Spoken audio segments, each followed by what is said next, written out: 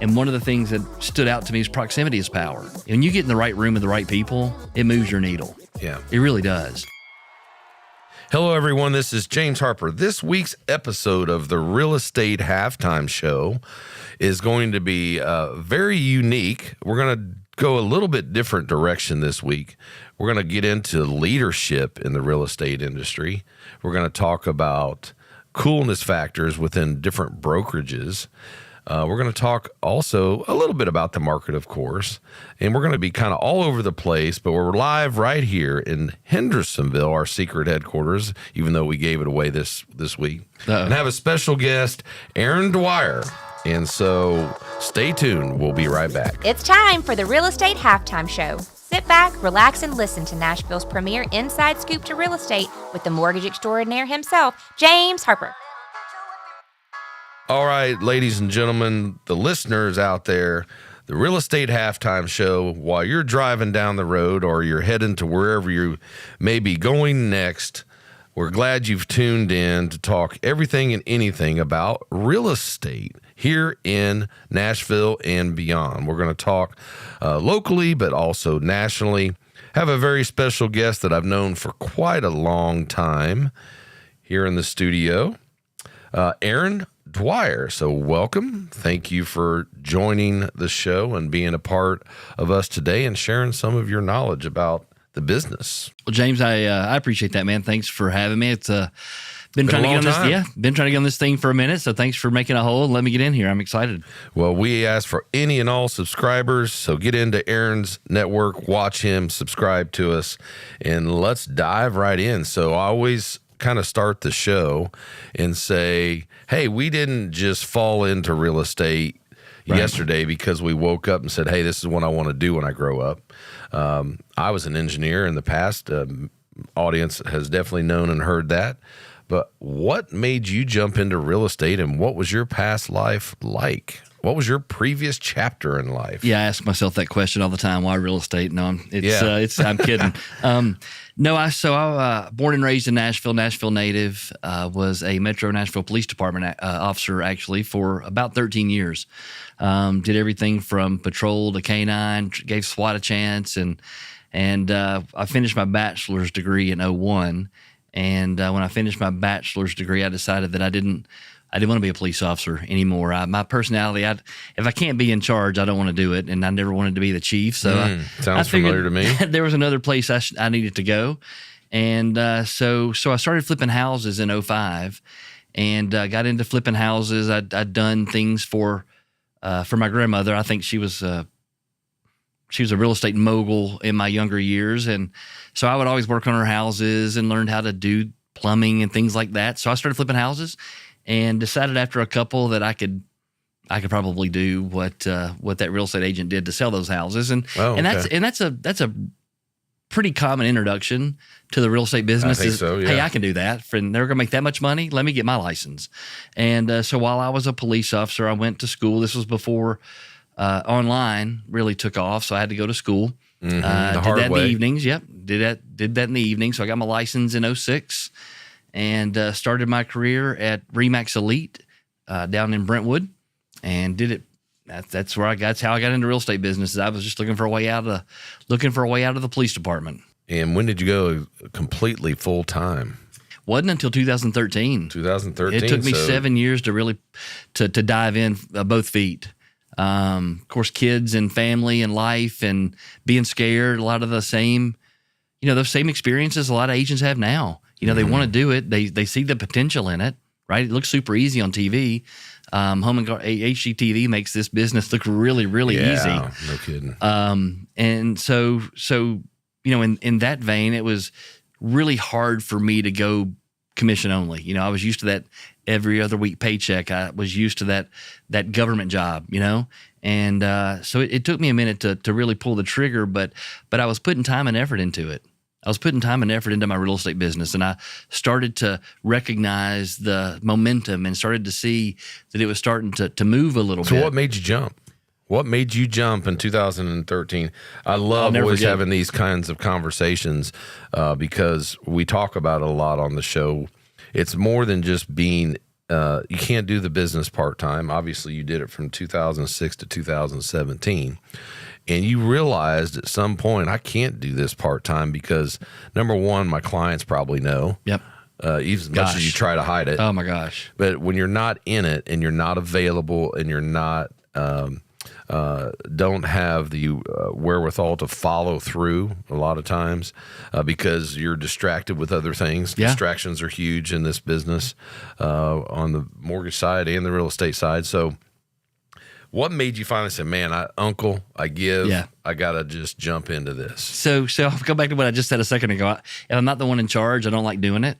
And so I was working for a company here locally, W-2 job, making good money. I was making six figures. I'm traveling the country. I'm doing design build, commercial construction. Really enjoyed it. But I didn't like the manager.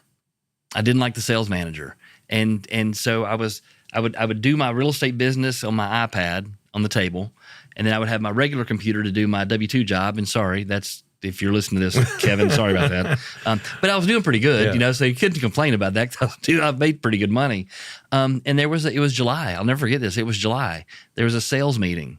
And the sales manager that I was working for said something off the wall crazy about some expectation that he had that was based on something in the ethers, right? And I just said, I'm done. And I shut my computer. I walked down the hallway. And I said, boys, I'm out. And because the conversation I had had with my wife at the time was, I'm leaving a lot of money on the table here. I can see how this business is starting to track. I can see how the momentum is starting to build. And yeah, I'm making six figures. Yeah, it's good.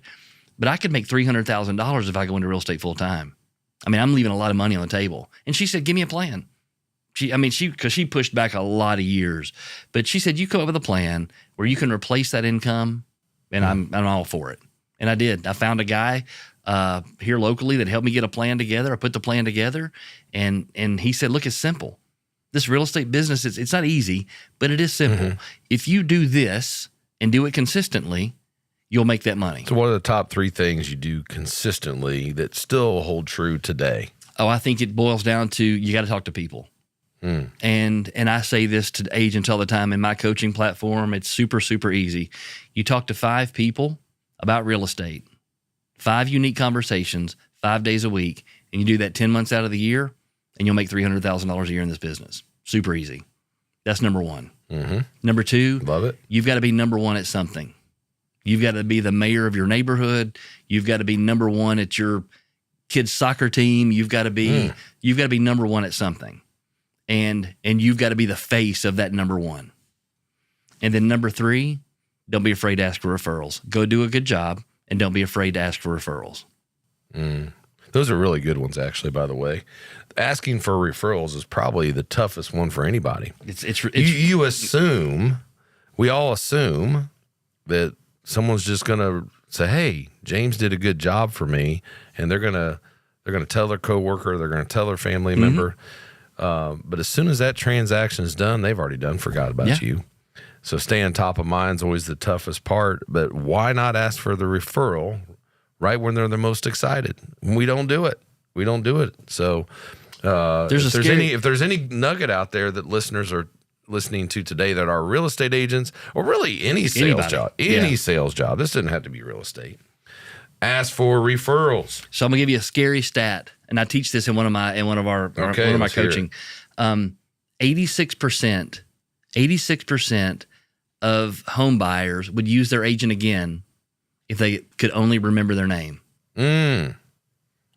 Wow, we're gonna have to highlight that on the video. If they could only remember their name. Sergio. Big bomb go off. Yeah, because they wait. The typical. You know this. I mean, you see this in your business. The typical referral process is this. I'm going to mention it at the beginning when I first meet you. If I'm thinking about referrals, I'm going to mention it when we first set expectations, when we first get the paperwork signed, when we decide we're going to work together, you're going to be my client and I'm going to be your agent. We'll have that conversation about referrals, right? And then we'll forget about it from right then until the closing table. That's an amazingly high statistic. It is especially when real estate agents even spend more time than someone like myself that's may not ever meet some of my clients face to face. Yeah. Maybe on the phone. We talk back and forth, but you're like spending quality time at a house in the car together sometimes, learning about the families, all this kind of stuff. Yeah. And to hear that 86% don't even remember who they used or their face, it just goes to show you the amnesia that kind of goes on. You're only as good as your last transaction, or as good as your last communication in this case.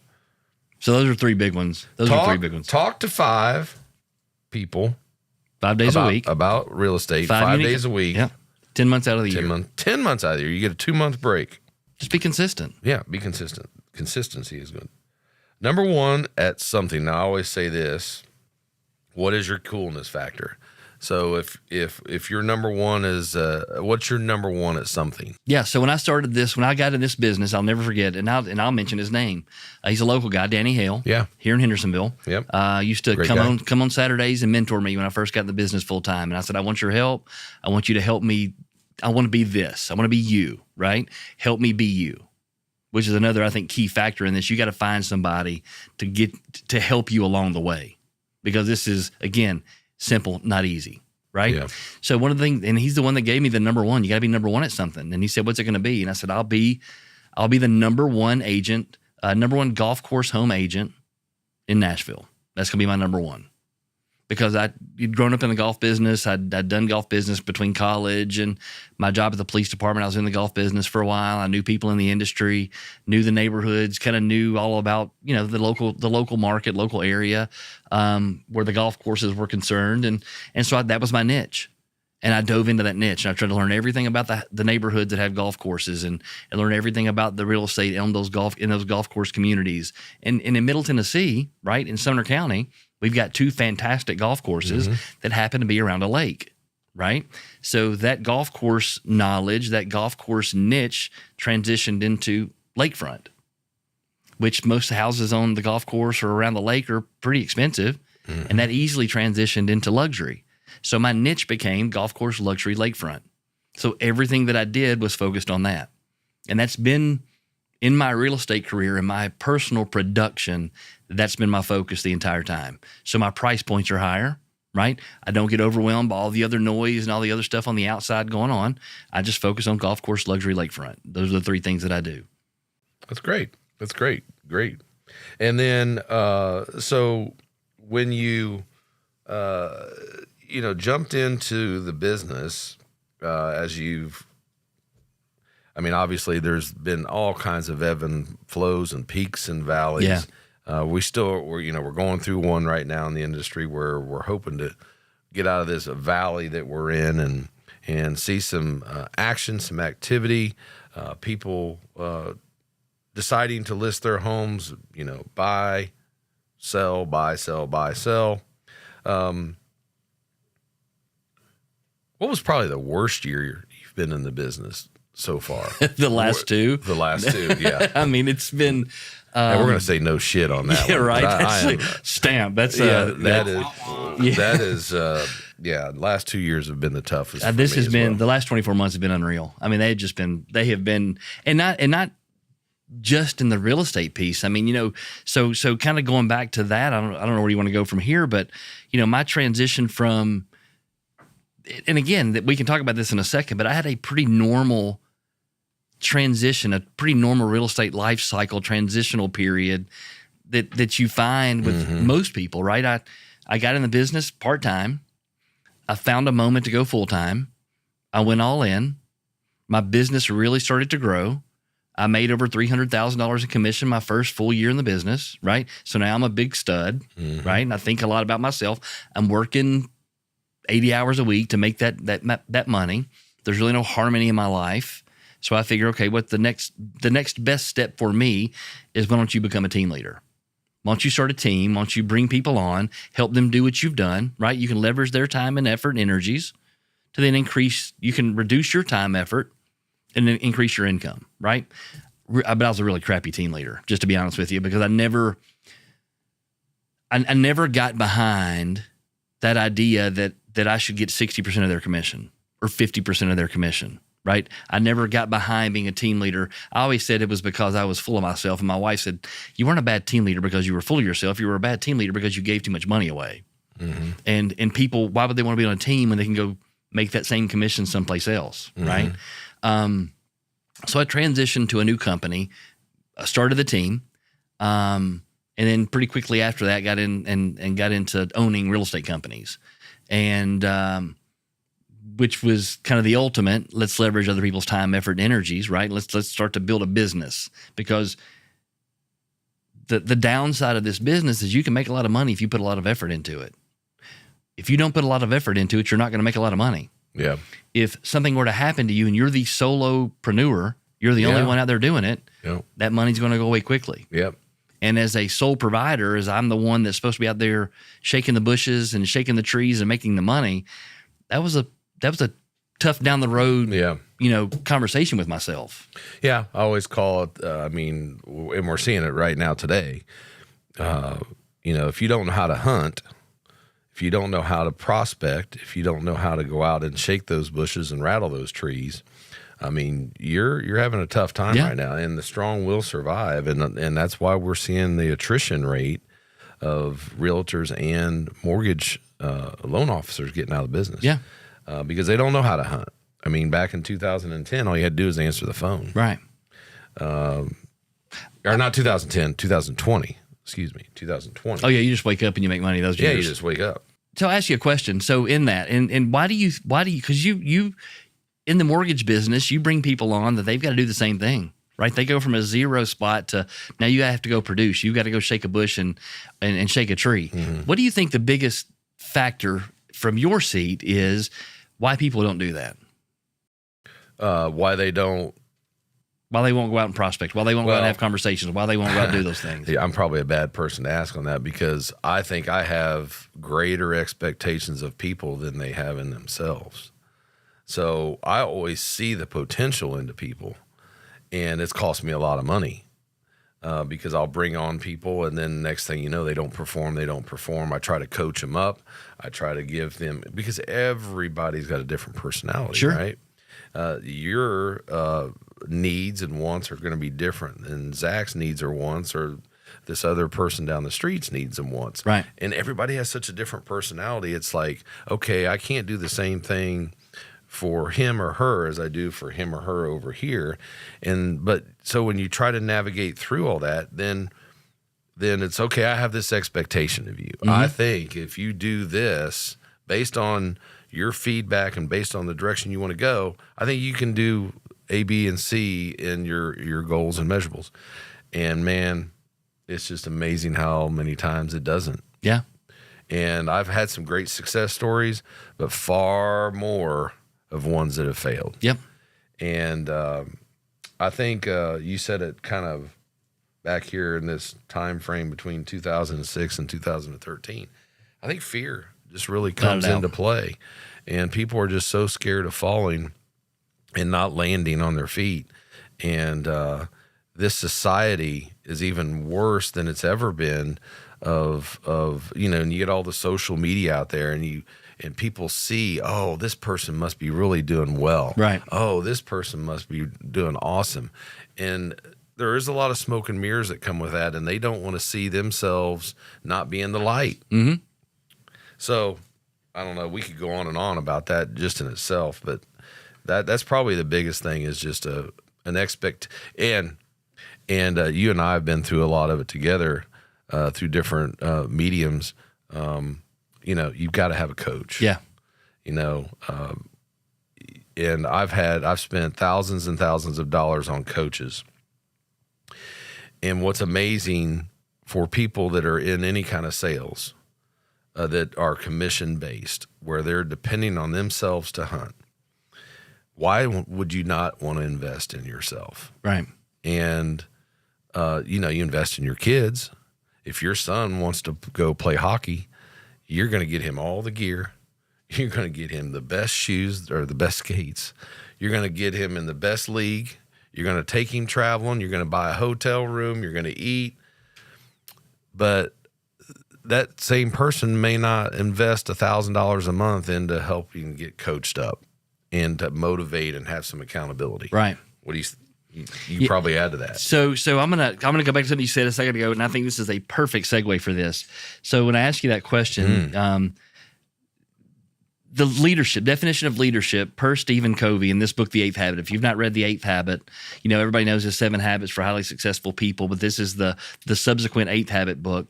And leadership defined to Stephen Covey is leadership is communicating to people their worth and potential so clearly that they come to see it in themselves. To communicate the worth and potential of others, which is exactly what you just said. You see the potential. You know what's possible.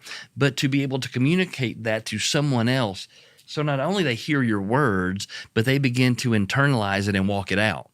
See, if you were to ask me that same question, I would say the reason that people don't prospect is they don't have confidence. Right. And that confidence comes from fear.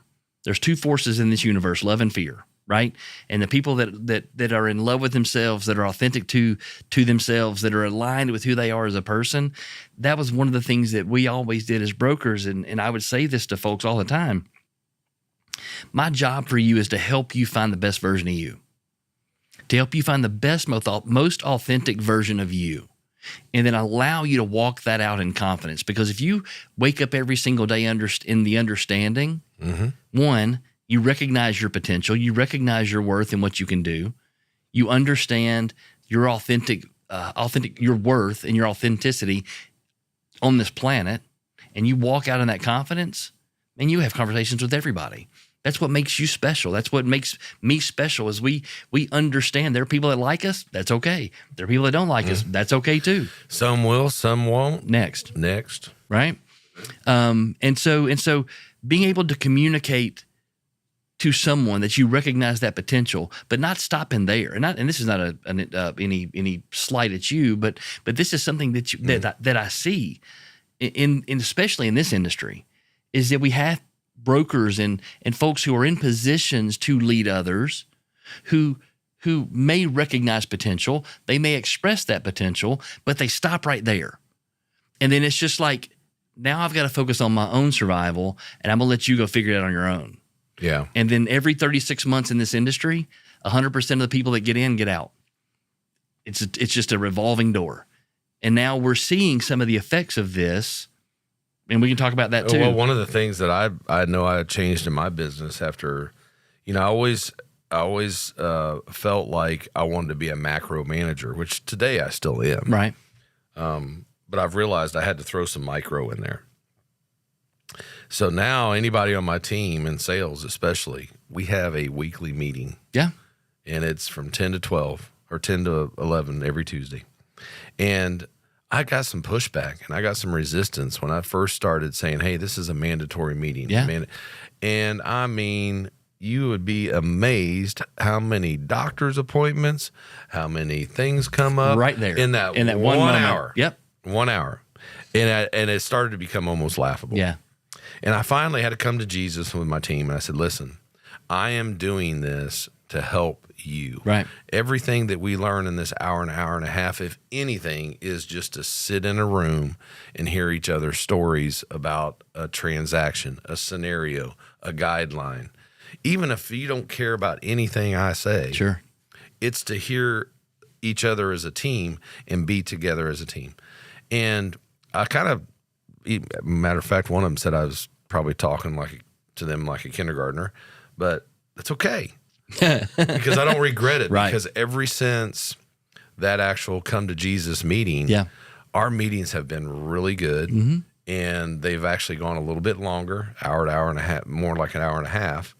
And the content of what we talk about ranges all over the place, and the value that they are getting together and collectively is way stronger than we could ever be if I was just going to you, having a conversation, then going to him to have a conversation, going to her to have a conversation, and hoping that all that stuff gets translated and I don't miss anything from person to person. Sure. So that's been probably my biggest thing, to try to get a leadership attribute that I've changed so that I'm getting better quality salespeople. And then I think you get into a lot of other things like disc profiling Well, all that's a love part of, languages and all that kind of stuff. all that's part of building a team, right? Yeah. And not everybody can be a pitcher.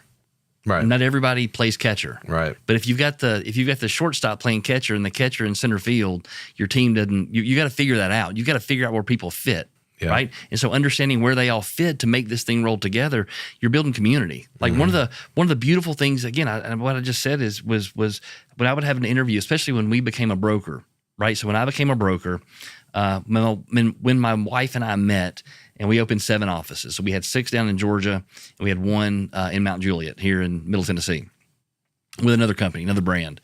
And when we started that company, we had 4 agents.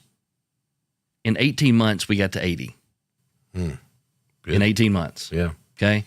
And that can be good and bad. It's good because it's bad when it gets past your infrastructure. It's good because it wasn't us. It was the agents. It was those individuals coming together, creating this team, creating this community, creating this vibe, this energy that they couldn't wait to go out and share with other people. And so they would go out and share with other people. Those people would come to our meetings, and we used to laugh. We'd call our meetings Real Estate Church. So we'd have a every other Wednesday meeting, and we'd go as long as the Holy Spirit was moving. We'd stay in that meeting. Yeah. And James, there were 6 months where every visitor that came to our meeting joined our company.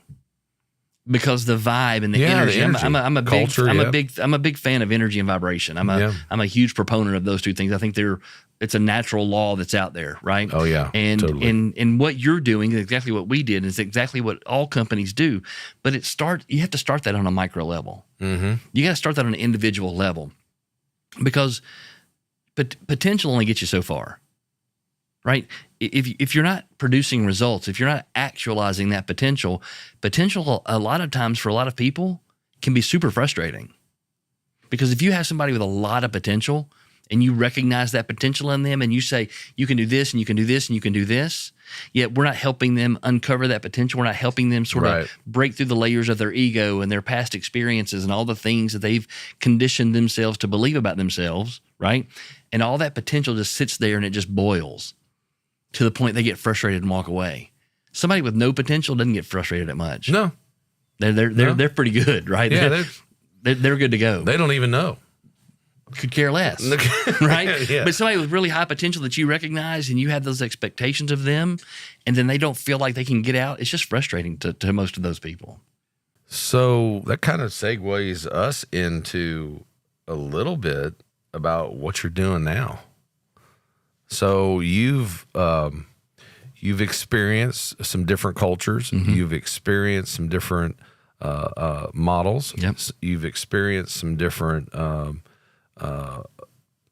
geographies.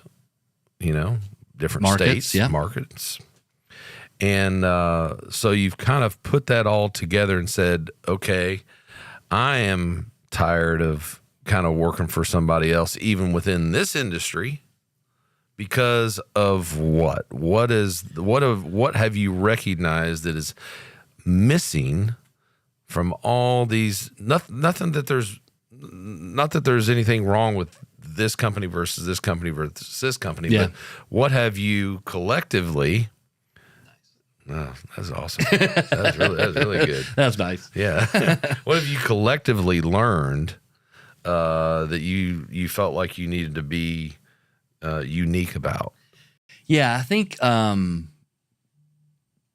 transition. So we have obviously transitioned quite a bit in the last 24 months, and again, from one perspective, you look at that and say, y'all are never satisfied. You can't find nobody likes you, whatever.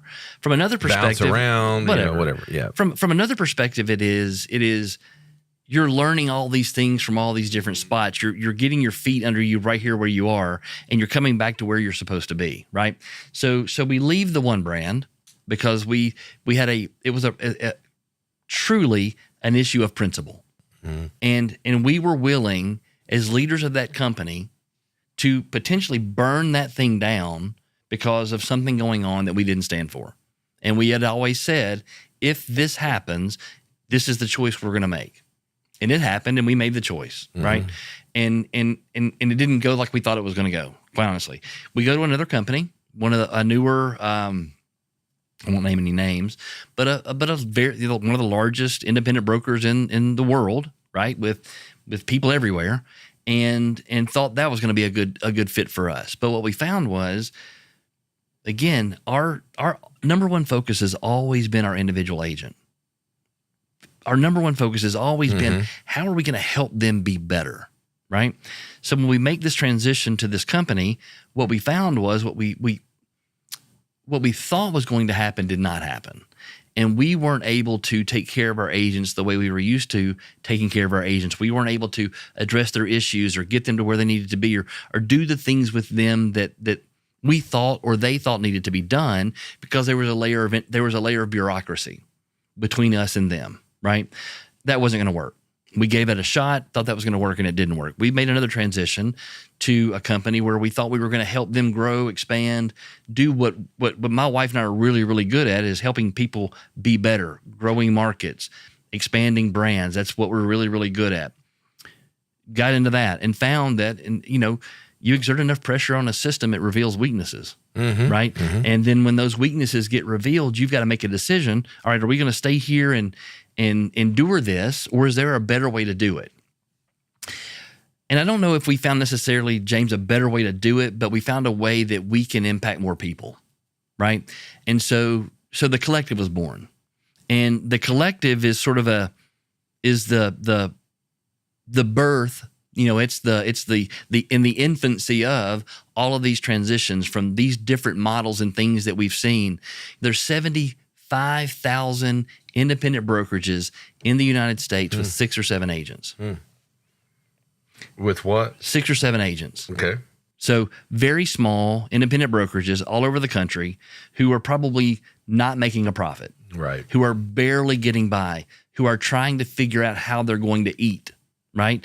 Some of these broker owners are probably having conversations every single day, either driving to the office or leaving the office. And the conversation goes something like this, while they're sitting at the red light. Why in the hell am I doing this? Because I promise you, we had that conversation. Oh, yeah. Why in the hell am I doing this? Yeah. I could just go back to selling real estate by myself and make more money. I've definitely, even myself, thought that at times. Why don't I just originate somewhere? Why do I want to have all this space, all this stress, all headache, these people, all the stuff I got to do? I mean, I've had it as high as 40 people, and he's like, why? Which is a conversation a lot of entrepreneurs have, right? It's like, why in the hell am I doing this, right? Yeah. And so in that, what we found, and like I said, the collective is in its infancy, where, not to get into too specific of what's going on, all the minutia, but the gist of it is, we're going to find a way, and we're putting these things together right now to bring additional revenue streams to those 75,000 independent brokerages across the United States. We're going to be able to bring into their companies additional ways for them to make money, while at the same time, through partnerships and relationships that Christy and I have built over the last combined 40 years in this industry, tools and technologies that they need to expand their market, expand their business, provide their agents what their agents need in this market today to compete with some of these bigger brands that have lots of tools and lots of technologies, right? We bring those things in at a discounted rate, so we reduce their overhead cost. And that's simple math. That's simple economics. You increase overhead and reduce cost, you increase profit. So the collective then is really the umbrella for many things to possibly come. You go several different angles. You're going to have a real estate leg. Yep. What other kind of legs? You're going to have a coaching leg. And you already have that, called Drive, Reach, Gain, where if an agent wants a coach in life, right, they have that avenue to be able to fall under with you or through you. What else? Well, I think that those are the two big ones pieces. right now. Yeah, those are the two big focuses right now. With the collective RE, the real estate piece, I think that's just for us, it allows us to do some personal real estate. It allows our agents to have a place to be. We've got a really good model that we're rolling out that again, there's nothing new under the sun in this business. Everybody's doing the same thing. There's no, it's everybody's the same model done different ways, right? I heard this a long time ago from a very experienced broker. He said, man, if I could make, $13,000 an agent a year, I'm really, really happy. if make $13,000 per agent per year, I'd be really, really happy. And there's tons of brokerages out there right now who aren't making that. Right.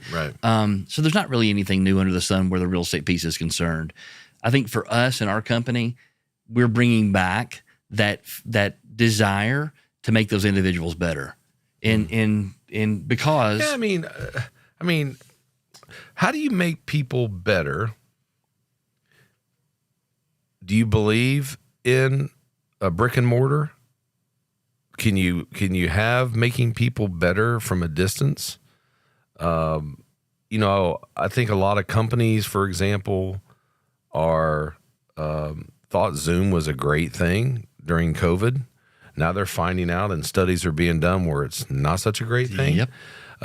They were talking about this quality of life, reduction in cost. But what they've really found now is people have way more distractions, right? If they're at home or not paying attention even when they're on Zoom. That's why I kind of forced my people to start coming in to the office. They're like, well, can't we just do it Zoom? No, I want you here. I want the computers off. I want the phones off. Yeah. I want to have your undivided attention for an hour and a half. Yeah. That's all. Yeah. I don't ask anything else from you, but I just want that. And when I put it in that kind of context, it was really telling them, I don't want any distractions for our time together. And that's what major corporations are finding out. So how do you kind of create that same kind of environment or that same kind of culture with the collective? So especially in you're in multiple states. Yeah. So right now we're in Tennessee, we're in Georgia, we're in South Carolina. And I heard this said by, again, we share a lot of the same coaching circles and some of the same coaches, and we've learned under a lot of people. And one of the things that really stood out to me is proximity is power.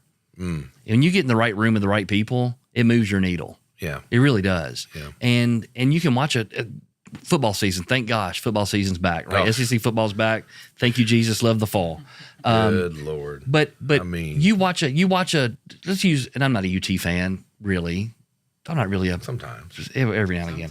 Rocky Top. I mean, there's 8,000 people in that stadium when they play like an SEC team. There'll be 108,000 people there. Now you can watch that game on TV. You can sit on your couch where you're comfortable. You can have a short walk to the bathroom, get however many beers or Cokes or pretzels you need, and you can watch that game on your big screen, okay, and enjoy that experience, right? You talk to one of those 108,000 people that were there at the Alabama game and they beat Alabama and pulled the goalpost down. That is an experience they'll never forget their entire lives. Right. And I watched that game, but I can't tell you what happened. Yeah. But those people that were there remember every detail. Right. Because proximity is power. And so when I got chicken skin thinking about this, when you can be in concerts or in big sporting events and the collective energy of that room, of that stadium, of that experience flows through everybody. We're in Music City. You go to a concert and you get the chills because that collective energy affects everybody in that concert, right? So if you were to ask me, like, do I believe that as a leader, as a broker, somebody in this industry, can I drive people's production and behavior from a distance? A little bit.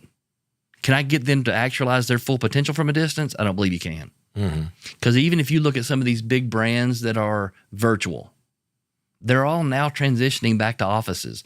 They have big, huge events they try to bring a lot of people to move that needle. It's not. They're starting now to have events and put people back in the same room because that's what we need. That's what moves the needle. That's what moves the needle. It's community. It's culture. That's how you make your office attractive. That's how you make your brand attractive. Is you built. It's what we did, right? Yeah. We made those meetings so much fun, and made that culture and community so attractive that another broker down the road said, "You can't get in there." That's exactly why I built this room. I mean, I built it in the worst time you could be adding on to real estate, and that is in the last year and a half, 2 years. I opened this last August, and it was to create the community. It was to create attraction. It was to create advocacy and collaborate.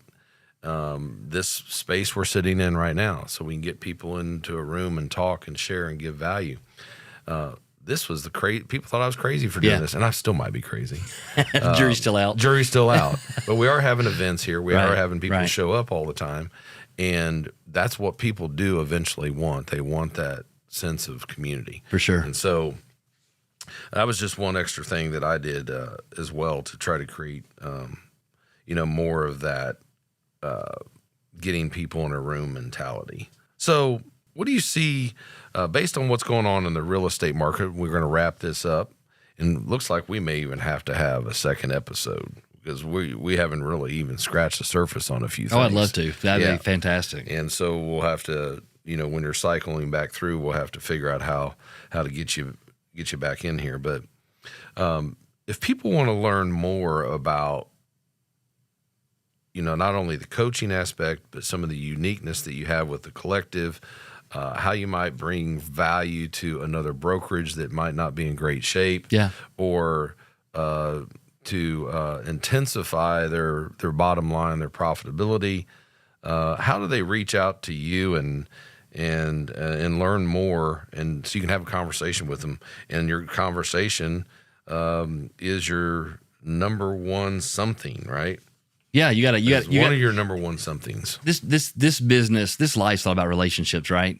Our arms don't go behind us for a reason, right? They reach out here because you got to pull people in. They're out in front of us, so we can pull people in. So how you get in touch with me is Aaron, AARON .thecollective@gmail.com. That's an email address you can get there. We are drgthecollective.com on the internet. And what about social media? Yeah, so Aaron Dwyer Realtor Facebook, Aaron Dwyer Realtor on Instagram. That's DWYER. DWYER. Yep, it's 2 A's. Aaron. Hey, Aaron. Aaron and Dwyer. And you can find me, Aaron Dwyer Realtor, on Instagram, Facebook, LinkedIn, just about every platform. Well, man, it's always a pleasure having you in here. We will definitely figure out another time to have you come in and talk about some more cool stuff, whatever might be going on at that time, and maybe even an update on what's going on with the collective. And thanks so much for being in here. It's always good, and it's always easy conversation. Yeah, man, enjoyed that. Appreciate it. All right, take care. Yeah, bud. And we're going to see you next week on the Real Estate Halftime Show.